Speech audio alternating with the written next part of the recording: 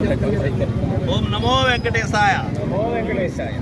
రాష్ట్ర వ్యాప్తంగా అన్ని చోట్ల కూడా ప్రతి నియోజకవర్గంలోని ఉన్నటువంటి దేవాలయాలు ఏదైతే ఉన్నాయో వెంకటేశ్వర స్వామి దేవాలయం దగ్గర ఆ స్వామి యొక్క పవిత్రతని కాపాడాలని మరి మా పార్టీ అధ్యక్షుడు జగన్మోహన్ రెడ్డి గారు ఇచ్చినటువంటి పిలుపు మేరకు ఈరోజు ఈ కార్యక్రమాలు చేపట్టడం జరిగింది.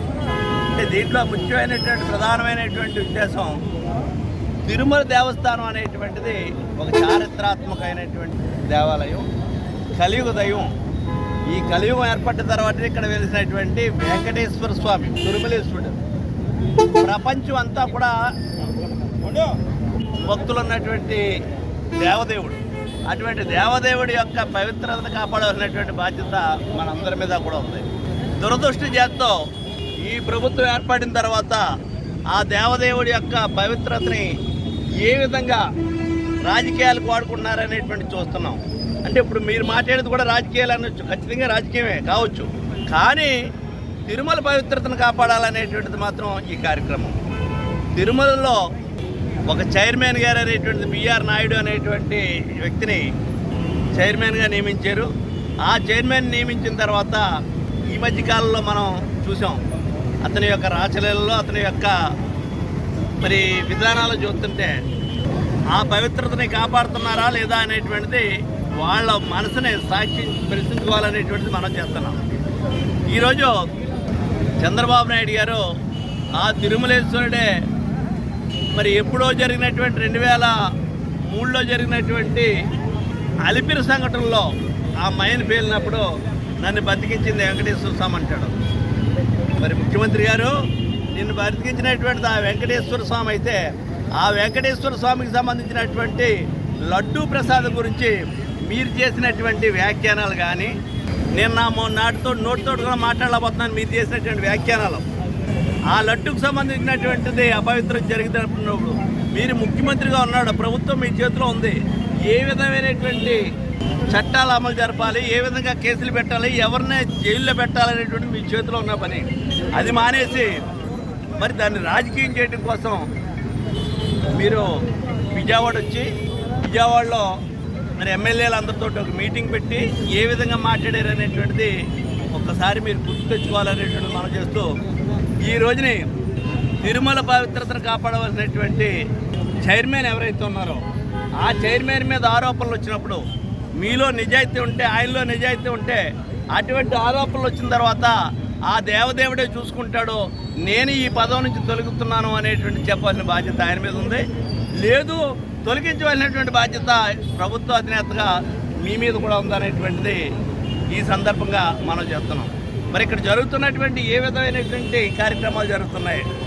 నిన్న కాక మనం జరిగినటువంటి ఎక్కడ చూసినా ఆడపిల్లల మీద అఘాయిత్యాలు, టీవీల్లో ఏ టీవీలు పెట్టినా ఏ న్యూస్ చూసినా మరి ఈ రాష్ట్రంలో ఆడపిల్లలకు అన్యాయం జరిగితే నేను ఊరుకోను అని చెప్పినటువంటి వ్యక్తులందరూ ఎలా ఏమైపోయారో ఏంటో కనపట్టలేదు. ఎక్కడ మహిళలకు అన్యాయం జరిగితే నేను ఏ విధంగా స్పందిస్తానని చెప్పినటువంటి వ్యక్తులందరూ ఏమయ్యారు, ఎక్కడ మాట్లాడలేదు. మరి ఇక్కడ ఉన్నటువంటి మనం ఇప్పుడు మెండపేటలో ఉన్నటువంటి రథం గుడిచి ఇక్కడ ఈ కళాపూర్ సెంటర్లో ఉన్నటువంటి వెంకటేశ్వర స్వామి గుడికి వెళ్ళాం మనం. ఆ గుడికి ఒక చైర్మన్ నియమించారు ఈ మధ్యకాలంలో దేవాదాయ ధర్మాదాయ శాఖ ప్రకారంగా. వాకచర్ల సత్యనారాయణ అనేటువంటి వ్యక్తిని, సత్యనారాయణ గుప్తా అనేటువంటి వ్యక్తిని దీనికి చైర్మన్గా నియమించారు. ఆ చైర్మన్గా నియమించినటువంటి వ్యక్తి మీద వేరే ఆరోపణలతోటి ఒక కేసు నమోదైంది. ఆ కేసులో ప్రధాన నిందితుడిగా ఉన్నాడు, ఎఫ్ఐఆర్ కూడా ఉంది, ఈ రోజుకి అతను ముద్దాయిగా ఉన్నాడు. అటువంటి వ్యక్తిని మరి ఆ నిబంధనలకు వ్యతిరేకంగా ఈ దేవాలయానికి చైర్మన్గా నియమించారంటే ఏ విధమైనటువంటి ఆలోచనతో ఉన్నారు మీరు, ఏ విధంగా ఆ దేవదేవుడి యొక్క పవిత్రతను కాపాడుతున్నారనేటువంటి మీ మనశ్శాసిగా తెలియాలి. ఇది ఈ రాష్ట్రంలో ఉన్నటువంటి ప్రజలందరూ కూడా ఈ యొక్క ఇటువంటి జరుగుతున్నటువంటి పరిణామాలన్నీ కూడా నిశ్చితంగా పరిశీలిస్తున్నారనేటువంటిది కూడా మనం చేస్తూ మరి ఈరోజు ఇటువంటి దుర్మార్గమైనటువంటి పరిపాలన చేస్తున్నటువంటి ఈ ప్రభుత్వాన్ని ప్రస్తుతం అధికారంలో ఉన్నప్పటికీ ఇంకా 3 సంవత్సరాలు ఉన్నప్పటికీ కూడా రోజులు లెక్క పెట్టుకుంటూ ఉన్నారు ఈవేళ ప్రజలందరూ కూడా. ఎన్నో అబద్ధాలు చెప్పి ఎన్నో మాయ మాటలు చెప్పి అధికారంలోకి వచ్చినటువంటి వ్యక్తి ఏ విధమైనటువంటి హామీలు నెరవేర్చకుండా అరకొరగా 2-3 హామీలు తీర్చానని చెప్పినటువంటి సూపర్ 6, సూపర్ 8 రకరకాల పేర్లతో వచ్చినటువంటి వ్యక్తి విద్యార్థులను మోసం చేశారు. ఫీజు రియంబర్స్మెంట్ చేయకుండా 60 సంవత్సరాలు ఉన్న వాళ్ళకి 50 సంవత్సరాలకి పెన్షన్ ఇస్తున్నారు. ఎస్సీలు బీసీలకి ఇవ్వలేదు. ఫీజు రియంబర్స్మెంట్ లేదు. నీకు 15 అని చెప్పినటువంటి మహిళలకి ఆ పథకం లేదు. ఆరోగ్యశ్రీ అయితే అటుకెక్కేసింది.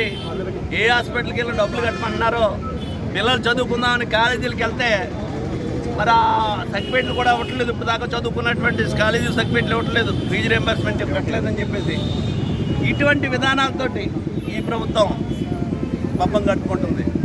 మరి 3,70,000 కోట్లు అప్పు చేసాడు జగన్మోహన్ రెడ్డి అని చెప్పినటువంటి వ్యక్తి 2 సంవత్సరాల్లోనే 3,30,000 కోట్లు అప్పు చేశారు.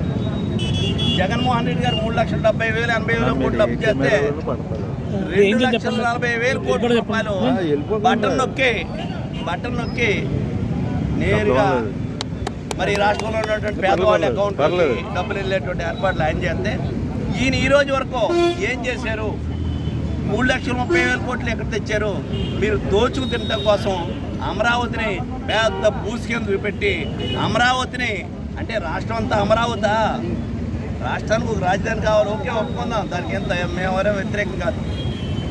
అక్కడ జరిగేటువంటి అవినీతి కార్యక్రమాలకు మాత్రం మా పార్టీ వ్యతిరేకం.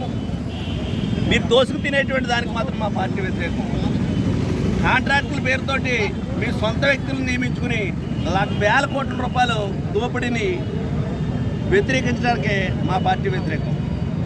ఈ విధమైనటువంటి కార్యక్రమాలు చేస్తున్నటువంటి మిమ్మల్ని ప్రజలు గమనిస్తున్నారనేటువంటి మనం చేస్తూ ఆ వెంకటేశ్వర స్వామి ఇప్పటికైనా వీళ్ళకి మంచి బుద్ధి కలిగించి ఆ బిఆర్ లాయర్ వ్యక్తిని మరి ఈ దేవస్థానానికి ఉన్నటువంటి చైర్మన్ గారిని కూడా తొలగించేటువంటి ఆలోచన ఆ భగవంతుడు ఆ దేవదేవుడు వీళ్ళకి ఇవ్వాలని చెప్పేసి మనం చేసుకుంటూ మరొకసారి ఈ దేశంలో జరుగుతున్నటువంటి, ఈ దేశంలోనే కాదు ప్రపంచవ్యాప్తంగా జరుగుతున్నటువంటి ఏదైతే భయంకరమైనటువంటి ప్రపంచవ్యాప్తంగా 3వ యుద్ధం రాబోతున్నటువంటి పరిణామాలు జరుగుతున్నాయి. ఆ భగవంతుడు మనుషుల వల్ల అయ్యేది కాదు ఇది. ఆ దేవదేవుడు ఈ సృష్టిని కాపాడుతున్నటువంటి దేవదేవుడు ఈ దేశంలో అనేక ఇబ్బందులు, అనేక సమస్యలు పడుతున్నాం మనం. ఆయిల్ విషయంలో కానీ, గ్యాస్ విషయంలో కానీ, ఆర్థికమైనటువంటి విషయంలో కానీ అనేక విషయాలు ఇబ్బందులు పడుతూ కూడా సమర్థవంతమైనటువంటి ప్రధానమంత్రిగా ముందుకు తీసుకెళ్తున్నాం మన దేశాన్ని. ఈరోజు ప్రపంచంలో ఉన్నటువంటి ఈ యుద్ధాలు, ఈ దమనకాండలో, ఈ ఘోరాలో ఆ భగవంతుడే, ఆ దేవదేవుడే పరిష్కరించి సర్వేజనం సుఖనోభవం విధంగా ఈ దేశం ప్రజలు ప్రపంచం అంతా సుఖశాంతితో ఉండాలని చెప్పేసి కోరుకుంటూ మీ దగ్గర